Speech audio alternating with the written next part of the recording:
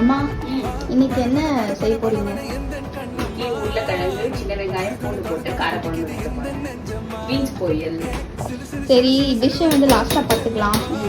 காரக்குழம்பு எப்படி வைக்கணும்னு சொல்லி சட்டியில் நல்லெண்ணெய் ஊற்றி கடுகு, வெங்காயம், சீரகம், கருவேப்பிலை போட்டு பொரிஞ்சதும் கட் பண்ணி வச்சிருக்க சின்ன வெங்காயம், பூண்டு, நல்லா 2 கட்டி பூண்டு,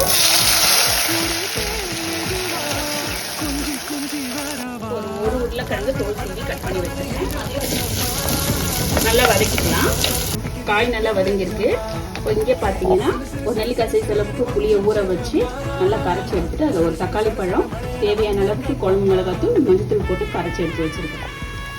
இப்போ இந்த குழம்பு இந்த காயோடு சேர்த்துக்கலாம். இப்போ நல்லா மிக்ஸ் பண்ணிவிட்டு ஒரு முட்டை போட்டு நம்ம குழம்பை நல்லா கொதிக்க வச்சு எடுத்துக்கலாம். இப்போ குழம்பு நல்லா சின்ன வெங்காயம், பூண்டு போட்டு காரக்குழம்பு ரெடி ஆகிடுச்சு. டேஸ்ட் ரொம்ப சூப்பராக இருக்கும். சுடு சுடு சாப்பாட்டில் போட்டு சாப்பிட்டோம்.